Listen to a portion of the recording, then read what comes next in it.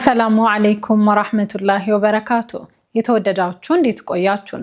የጁማ ልዩ ኸበር የተካተተበት የሰኔ 12 2018 ሚንበር ኸበር ጀመረ። ፋይዛ መሐመድ ሚንበር ኸበርን እየመራው ከናንተ ከተመልካቾች ጋር ቆያለሁ። እስከ ፍጻሜው አብራችሁን እንድትዘልቁ በአክብሮት እየጋበዝኩ ለዕለቱ ከያዝናቸው ጉዳዮች መካከል አበይቱን አስቀድማለሁ። ዘንድሮ ከ563,000 በላይ ተማሪዎች ለ12ኛ ክፍል ሀገር አቀፍ ፈተና እንደሚቀመጡ አገልግሎቱ አስታወቀ። የሙስሊም የጉዞ ገበያ ፍላጎት ከተለመዱት ገበያዎች ውጪ እየሰፋ መምጣቱን አዲስ ሪፖርት አመለከተ። የባህር ውስጥ ፈንጂዎች እስካልተነሱ ድረስ በሆርሙዝ መደበኛ የትራንስፖርት እንቅስቃሴ መጀመሩ አጠራጣሪ መሆኑ ተነግሯል። የሚሉት የሚንበር ኸበር አበይት ጉዳዮች ናቸው። አብራችሁን እንድትቆዩ በድጋሚ እየጋበዝን ወደ ቀዳሚው ኸበር አልፋለሁ።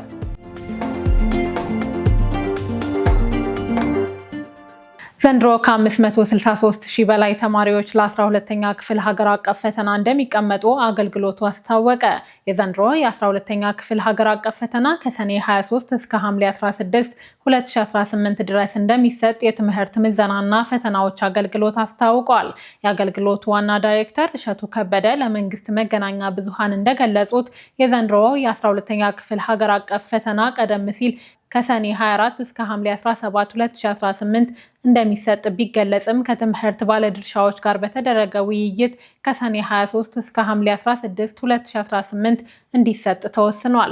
ለፈተና ከተመዘገቡት 563,858 ተማሪዎች መካከል 306,708 በተፈጥሮ ሳይንስ፣ 257,150 በማህበራዊ ሳይንስ ለፈተናው እየተዘጋጁ እንደሚገኙ ገልጸዋል። ፈተናው በአዲስ አበባ፣ ድሬዳዋና ሐረር ሙሉ በሙሉ በኦንላይን የሚሰጥ ይሆናል። የመሰረተ ልማት ግንባታ ባልተጠናቀቀባቸው አካባቢዎች ቁጥሩ ከፍ ዝቅ ሊልና ወደ ወረቀት ፈተና ሊመለስ እንደሚችል ተጠቁሟል። ከ600 በላይ የፈተና ማዕከላትና ዩኒቨርሲቲዎች ለመስጠት ዝግጅት መደረጉን የገለጹት ዋና ዳይሬክተሩ የተፈጥሮ ሳይንስ ከሰኔ 23 እስከ ሐምሌ 3፣ የማህበራዊ ሳይንስ ከሐምሌ 6 እስከ ሐምሌ 16 እንደሚሰጥ አብራርተዋል። በሌላ በኩል ከሰኔ 4 ጀምሮ ከ224,000 በላይ ተማሪዎች የመውጫ ፈተና እየሰጠ እንደሚገኝ ተገልጿል። መውጫ ፈተናው በ88 ማዕከላትና በ287 የፈተና አይነቶች እየተሰጠ እንደሚገኝ ዳይሬክተሩ ገልጸዋል። ከዚህ ውስጥ ግማሽ ያህሎቹ በድጋሚ ፈተናውን እየወሰዱ መሆኑን ጠቅሰው በፈተናው ከግልና ከመንግስት ዩኒቨርሲቲዎች የመምህራን ትምህርት ኮሌጅና የቴክኒክ ሙያ ሰልጣኞች ተካተዋል። ተማሪዎች ይህንን መሰረት በማድረግ አስፈላጊውን ዝግጅት እንዲያደርጉም ዳይሬክተሩ አሳስበዋል።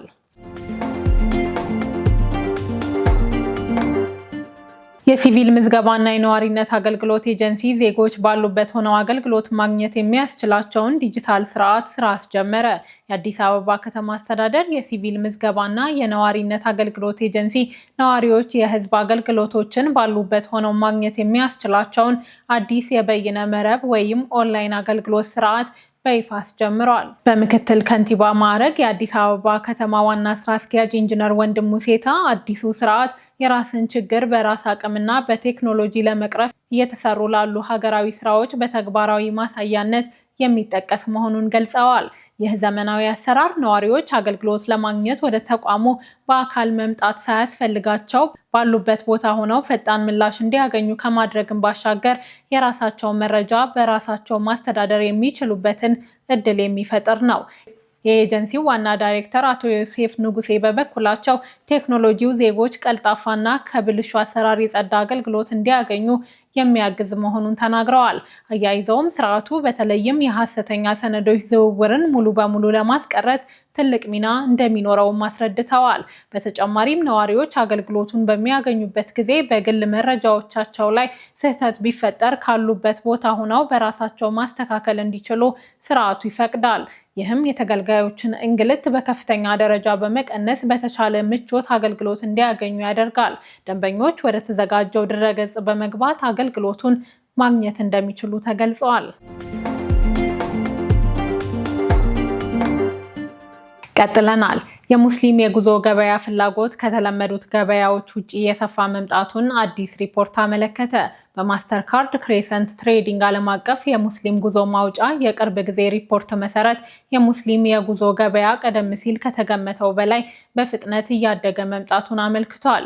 ለዚህም ዋነኛው ምክንያት የጎብኚዎች መነሻ ሀገራት ከጊዜ ወደ ጊዜ እየተለያዩ መምጣታቸውና ሰዎች በቅርብ ቀጠናዎች ውስጥ ወደሚገኙ ሀገራት ለመጓዝ ያላቸው ምርጫ መጨመሩ ነው። በሐላል ኢንትራቭል ዓለም አቀፍ ጉባኤ 2026 ላይ ይፋ የሆነው ይህ ሪፖርት እንደሚያመለክተው እንደ አውሮፓውያኖች አቆጣጠር በ2025 የሙስሊም ዓለም አቀፍ ተጓዦች ቁጥር 196 ሚሊዮን ደርሷል። ይህም ቀደም ሲል ከተገመተው ትንበያ በ10 ሚሊዮን ተጓዦች ብልጫ አለው።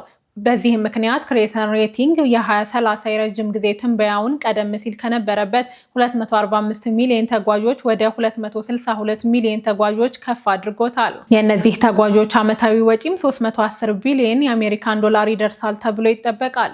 እነዚህ አሃዞች እንደሚያሳዩት የሙስሊም ጉዞ ከኮቪድ-19 ወረርሽኝ ማገገም ባለፈ አሁን ላይ ወደ አዲስ የረጅም ጊዜ የእድገት ምዕራፍ ተሸጋግሯል።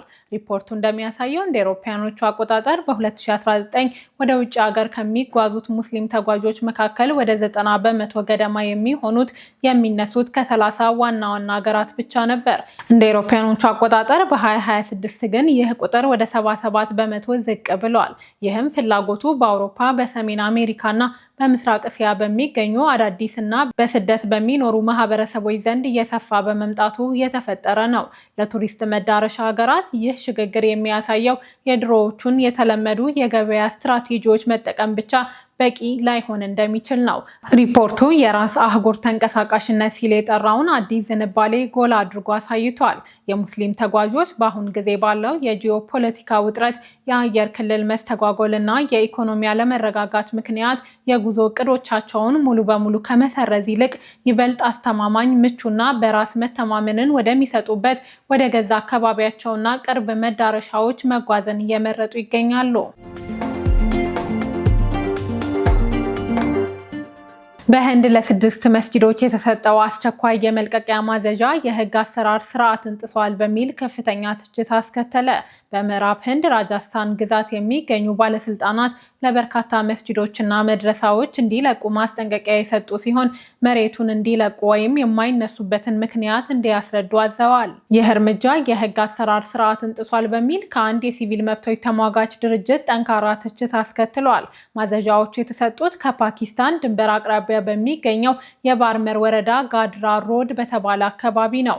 የመስጂዶቹ አስተዳደር ኮሚቴዎች መሬቱን እንዲለቁ ወይም በአካባቢው ባለስልጣናት ፊት ቀርበው በቦታው ላይ መቆየታቸውን የሚያረጋግጥ ህጋዊ ምክንያት እንዲያቀርቡ ታዘዋል። ህጋዊ ጥበቃና የሲቪል መብቶች ተሟጋች የሆነው የሲቪል መብቶች ጥበቃ ማህበር የተባለው ድርጅት እርምጃውን ያወገዘ ሲሆን ለተጎዱት ተቋማት ምላሽ ለመስጠት በቂ ጊዜ አልተሰጣቸውም ሲል ተከራክሯል። እንደ ድርጅቱ ገለጻ ሰኔ 4 ቀን የተጻፉት ማዘዣዎች የደረሷቸው ሰኔ 10 ቀን ምሽት ላይ ሲሆን በማግስቱ ባለስልጣናት ፊት እንዲቀርቡ ተጠይቀዋል። ይህ የጊዜ ገደብ የመስጂድ ኮሚቴዎች ህጋዊ እገዛ ለማግኘት የንብረት ሰነዶችን ለመሰብሰብ እና ሊመጣ ከሚችለው የማስወጣት ሂደት ለመከላከል የሚያስችል ዝግጅት ለማድረግ ከ24 ሰዓት ያነሰ ጊዜ ብቻ እንደሆነ ገልጸዋል። ይህ ውዝግብ የተነሳው ጠቅላይ ሚኒስትር ናሬንድራ ሞዲ በሚመሩት የባህራቲን ጃናታ ፓርቲ በሚያስተዳድሯቸው በርካታ የህንድ ግዛቶች ውስጥ በሙስሊም ሃይማኖታዊ ተቋማት ላይ የሚወሰዱ እርምጃዎች ከፍተኛ ክትትል እየተደረገባቸው ባሉበት ወቅት ነው። በቅርብ ዓመታት ውስጥ መስጂዶች፣ መድረሳዎችና ሌሎች የሙስሊሞች ንብረት የሆኑ ይዞታዎችን የማፍረስ ዘመቻ፣ የመሬት ክርክርና የህግ ተግዳሮቶች የገጠሟቸው ሲሆን ተቺዎች ይህ እርምጃ አናሳ ማህበረሰቦችን ተጠቃሚ ያላደረገ ነው የሚል ክስ ያነሳሉ። የራጃስታን ማዘዣዎች መሰረታዊ የተፈጥሮ ፍትህ መርሆችን የጣሱ መሆናቸውን የተከራከረው የመብት ተሟጋች ቡድኑ ጉዳዩ የሚመለከታቸው አካላት ቅሬታቸውን የሚያቀርቡበት ትርጉም ያለው እድል ሊሰጣቸው እንደሚገባም ጠይቋል። የባህር ውስጥ ፈንጂዎች እስካልተነሱ ድረስ በሆርሙዝ መደበኛ የትራንስፖርት እንቅስቃሴ መጀመሩ አጠራጣሪ መሆኑ ተነገረ። በሆርሙዝ ወሽመጥ ዋና የባህር ላይ መጓጓዣ መስመር ውስጥ ያሉ የባህር ውስጥ ፈንጂዎች ካልተነሱ በቅርብ ጊዜ ውስጥ መደበኛ የባህር ላይ ትራፊክ ይመለሳል ተብሎ እንደማይጠበቅ የእንግሊዙ ጋርዲያን ጋዜጣ ዘግቧል። ጋዜጣው የነዳጅ ጫኝ መርከቦች ባለቤቶች የንግድ ማህበር የሆነውን ኢንተርታንኮን ጠቅሶ እንደዘገበው ከሆነ ወደ 80 የሚጠጉ የባህር ውስጥ ፈንጂዎች ይገኛሉ። የኢንተርታንኮ የባህር ጉዳዮች ዳይሬክተር ፊል ቢልቸር ለጋርዲያን እንደተናገሩት በኢራንና በኦማን መካከል ያለው የተለመደው የባህር መስመር አሁንም አስተማማኝ አይደለም። ቤልቸር ሲያስረዱ በሆርሙዝ ወሽመጥ መካከል የሚያልፈው ዋናው መስመር ተዘግቷል፣ እሱ በጣም አደገኛ ነው ብለዋል።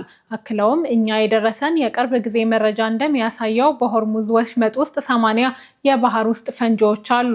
ይህ እጅግ በጣም ከፍተኛ ቁጥር ነው። እነዚህም ፈንጂዎች ጠርጎ ለማጽዳት ደግሞ የተወሰነ ጊዜ መውሰዱ አይቀሬ ነው ሲሉ ገልጸዋል። ይህ በእንዲህ ባለበት በአሜሪካና በኢራን መካከል የተደረሰውን የተኩስ አቁም ስምምነት የቴክኒክ ደንቦች ለመወያየት በስዊዘርላንድ ታቅዶ የነበረው ድርድር መራዘሙ ታውቋል። የስዊዘርላንድ የውጭ ጉዳይ ሚኒስቴር በሰጠው ማረጋገጫ ሊካሄድ ታስቦ የነበረው ድርድር እንደማይቀጥል አስታውቋል።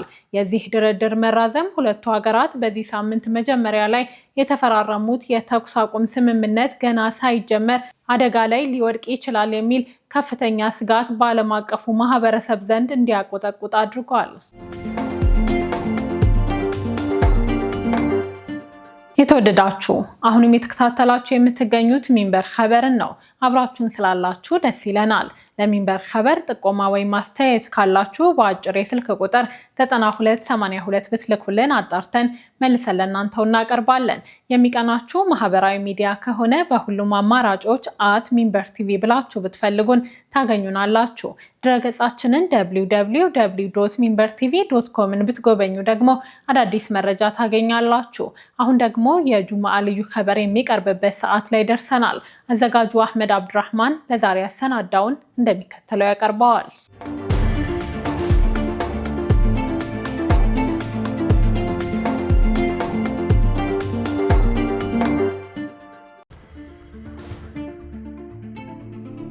እንደ አውሮፓውያን አቆጣጠር ሴፕቴምበር 15 2020 የአሜሪካው ፕሬዝዳንት ዶናልድ ትራምፕ በእስራኤል በባህሬንና በተባበሩት አረብ ኤሚሬትስ መካከል የተደረሰውን የአብርሃም ስምምነት የፊርማ ስነ ስርዓት በበላይነት የመሩበት ጊዜ ነበር። በዋይት ሃውስ ግቢ ውስጥ በተዘጋጀው ደማቅ የፊርማ ስነ ስርዓት ላይ ትራምፕ ንግግር ሲያደርጉ የአዲሱ የመካከለኛው ምስራቅ ጎህ ቀዷል ሲሉ ተደመጡ።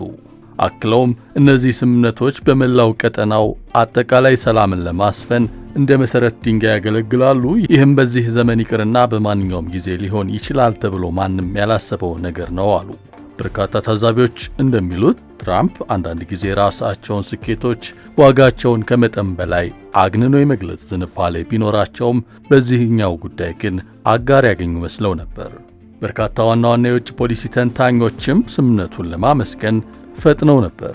ይህ ስምምነት በኋላ ላይ ሞሮኮንና ሱዳንን እንዲያካትት የተደረገ ሲሆን በትራምፕ መጀመሪያ የስልጣን ዘመን ከተመዘገቡት ጥቂትና ግልጽ የውጭ ፖሊሲ ስኬቶች አንደኛው ተደርጎ ተወስዶም ነበር። የዲሞክራቶች የረዥም ጊዜ መካከለኛው ምስራቅ ጉዳዮች ባለሙያ የሆኑት ዴኒስ ሮስ እንደጻፉት ይህ ግንኙነትን ወደ መደበኛ ሁኔታ የመመለስ ሂደት ያልተጠበቀ በጎ እርምጃ ሲሆን በአረቦችና በእስራኤላውያን መካከልም ሰላምን ለማስፈን የተደረገ ትልቅ አስተዋጽኦ ነበር። የባይደን አስተዳደር መጀመሪያ ላይ ስምምነቱን በጥርጣሬና ራቅ አድርጎ የተመለከተው ቢሆንም ብዙም ሳይቆይ ግን ለቀጠናዊ ሰላም ግንባታ እንደ ጥሩ ቀመር አድርጎ ተቀበለው። የውጭ ጉዳይ ሚኒስትሩ አንቶኒዮ ብሊንከን በእስራኤል ኔጌቭ እንደ አውሮፓውያን አቆጣጠር ማርች 22 2022 በተካሄደው ጉባኤ ላይ የአብርሃም ስምምነት በአገሮቻችሁ የሚኖሩ ሰዎችን ሕይወት የበለጠ ሰላማዊ፣ የበለጸገ፣ ንቁና የተሳሰረ እያደረገው ነው ሲሉ ተደምጠው ነበር።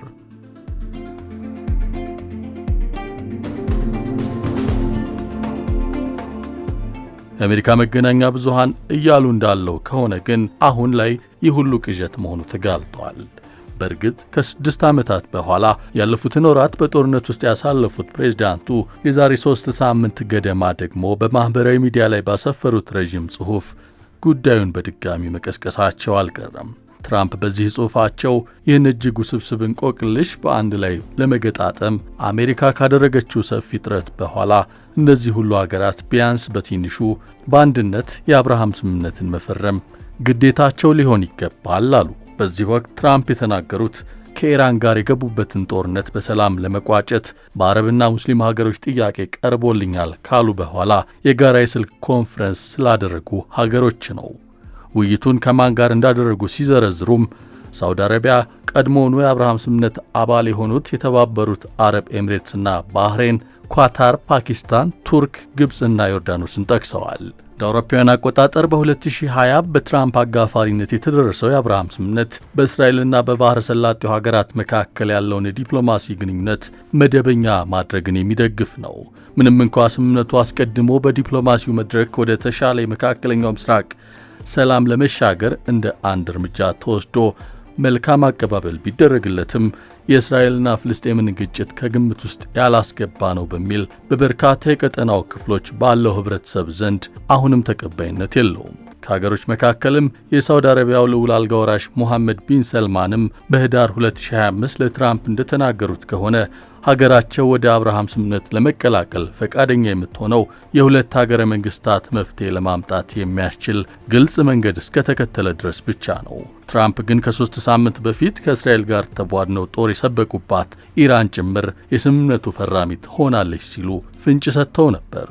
ይሁን እንጂ በአሜሪካው ፕሬዝዳንት ዶናልድ ትራምፕ እና በኢራኑ ፕሬዝዳንት መስዑድ ፔዜሽኪያን ከየካቲት አንስቶ የዘለቀውን ጦርነት ለመቋጨት በዚህ ሳምንት አጋማሽ በኤሌክትሮኒክስ ዘዴ ስምምነት ቢፈረምም በተኩስ አቁም ስምምነቱ ውስጥ ትራምፕ ሲሉ እንደነበረው የአብርሃም ስምምነት ጉዳይ አልተነሳም። በስምምነቱ ሂደት ዝርዝር ጉዳዮች ሲወጡ ሊፈጠሩ የሚችሉ ጉዳዮች ሊኖሩ ቢችሉም የስምምነቱ ተቃዋሚዎች እንደሚሉት ግን የአብርሃም ስምምነት ዓላማው እስራኤልን መጥቀም ነው። ስምምነቱ ላዩን በእስራኤልና በፋርስ ባህረ ሰላጤ ሀገራት መካከል ያለውን ወታደራዊና ኢኮኖሚያዊ ትብብር ማጠናከር እንዲሁም የእስራኤልና ፍልስጤምን ግጭት ለመፍታት አዲስ አካሄድን ማምጣት የሚል አጀንዳ አስፍረዋል። በእውነታው ግን አካሄዱ አደገኛና የተገላቢጦሽ ውጤት ያመጣ ሆኖ ተገኝቷል። ስምምነቱ ሰላምና መረጋጋትን ከመፍጠር ይልቅ ለአዲስ የአመፅ ዘመን መሰረት የጣለ ነው። በጋዛ ለሚፈጸመው የዘር ማጥፋት ወንጀልም የፖለቲካ ከለላ በመስጠት በኢራን ላይ ለተከፈተው ግድ የለሽነት የተሞላበት ጦርነት ምቹ መደላድል ፈጥሯል።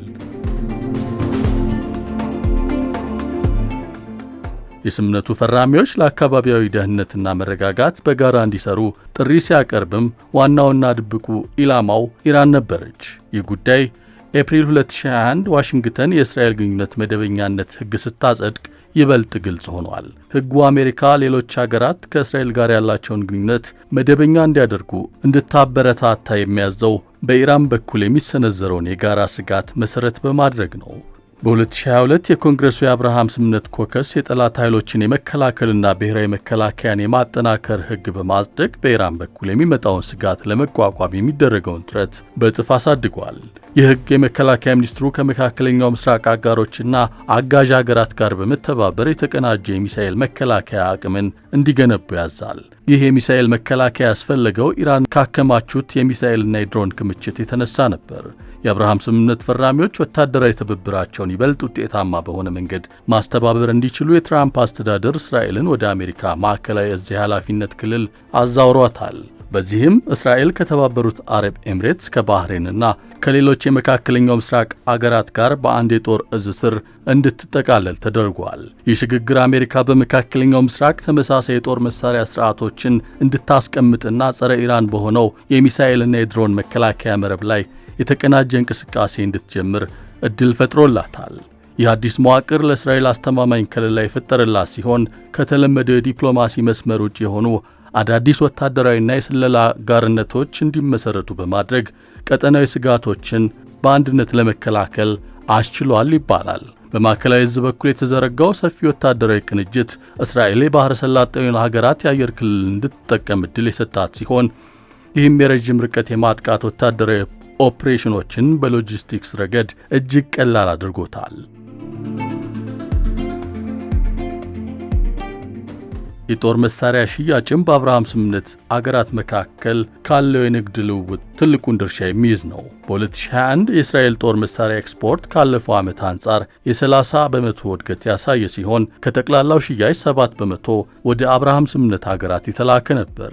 በዚያው ዓመት ባህሬንና የተባበሩት አረብ ኤምሬትስ ከእስራኤል $900 ሚሊዮን የጦር መሳሪያ ገዝተዋል። በ2024 ደግሞ ከጠቅላላው የእስራኤል የጦር መሳሪያ ሽያጭ 12% ወደ ስምምነቱ ሀገራት የተላከ ሲሆን እሴቱም ወደ $2 ቢሊዮን ገደማ ደርሷል። በተለይ የተባበሩት አረብ ኤምሬትስ ከእስራኤል ጋር ያላትን ወታደራዊ አጋርነት በከፍተኛ ደረጃ አሳድጋለች። የእስራኤል ትልቁ የጦር መሳሪያ አምራች የሆነው ኤልቢት ሲስተምስ ለኤምሬትስ አየር ኃይል የአየር ጉዞ ኤሌክትሮኒክስ መሳሪያዎችን ለማቅረብ የ$53 ሚሊዮን ኮንትራት አሸንፈዋል። ሁለቱ ሀገራት ሰው አልባ የባህር መርከቦችን፣ ድሮኖችን፣ ሳተላይቶችን፣ የሳይበር ደህንነትና የውስጥ ክትትል ቴክኖሎጂዎችን በጋራ ለማምረት ትብብር ፈርመዋል። በእርግጥ የትራምፕ አስተዳደር ከፍተኛ ጊዜና ሀብት ካፈሰሰበት ከዚህ ስምምነት ወደ ኋላ የመመለስ አዝማሚያ አላሳየም። ነገር ግን እንደ ፎሬን ፖሊሲ ያሉት የአሜሪካ መገናኛ ብዙሃን ቀጣዩ የሀገሪቱ አስተዳደር የአብርሃም ስምምነት ለቀጠናው ሕዝቦችም ሆነ ለአሜሪካውያን ወደ ሰላምና ብልጽግና የሚያመራ እውነተኛ መንገድ አለመሆኑን ሊገነዘብ ይገባል የሚለውን ድምፅ በጉልህ እያስተጋቡ ይገኛሉ።